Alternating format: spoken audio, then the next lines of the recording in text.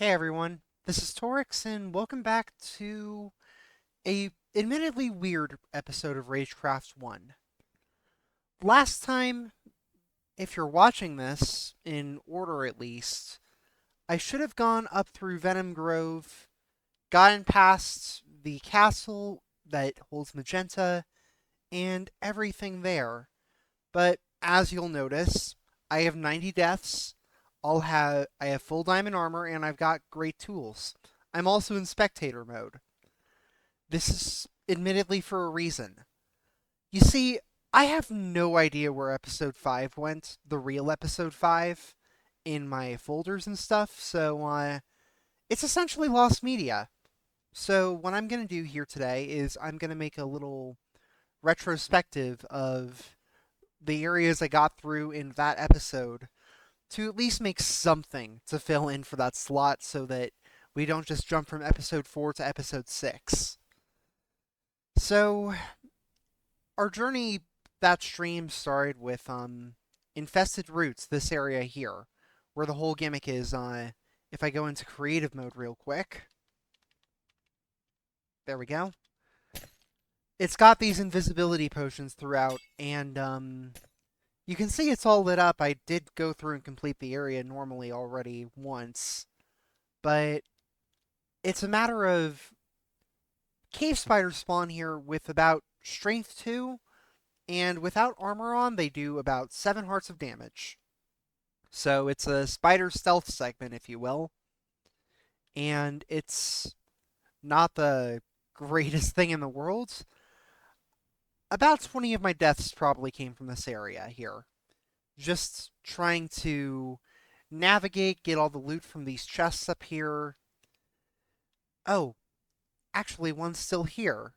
Here, I can demonstrate real quick. So, theoretically, if I were to go into survival, keep in mind I'm wearing, like, full Prot 3, Prot 4 diamond equipment here. And I can one-shot them. Why can I one-shot them? But, yeah, if I take all of my gear off, it might have broken because I'm in 1.8, but do you see how quickly those things are able to kill me? Okay, yeah, as I just demonstrated, with my stuff scattered across the floor that doesn't really matter because I am in spectator mode. Those spiders do a lot of damage, especially when you're invisible and actively taking your armor off to try and remain invisible. So there were a few more of those stations that provide the invis potions for you. There's one there. Don't mind me clipping through the wall on accident. There's one here, and then there's one way down at the bottom right here where the yellow wool is. But all in all, this area sucked. I get the concept. It's an interesting concept. I feel like it could have been done much better if you had simply allowed for some more time on that invisibility potion. But for now, it's half done at best and very annoying at worst. Also in the stream, I got down here to the lime wool. It's through this water tunnel here, which I'm going to decide to stay out of for sake of visibility. It went through these fungal caves here. Um, these caves were weird. It might be because at this point in the map I had decided to turn off gnat spawns, but they were weirdly easy to get through as a result, and even the nausea spawners that were coming from these mushrooms were not the best. So, yeah, it was. Lime Wool was just weird as I fly through it.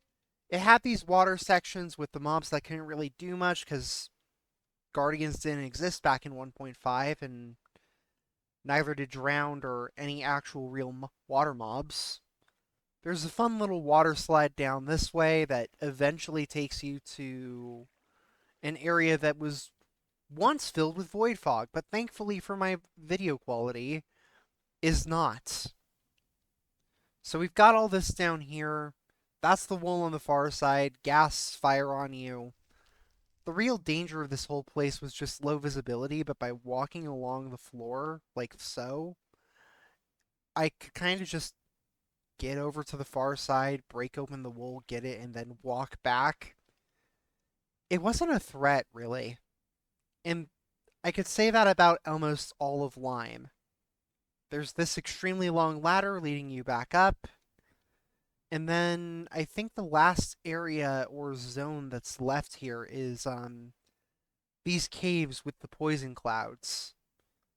This was just long and unnecessary. There's no wool here, so it's really just a slog all the way to the Brimstone Isle as you know what, I might as well run through it in creative. It's well pacified, and it'll give you a better idea of how long this really takes. So, this wasn't bad.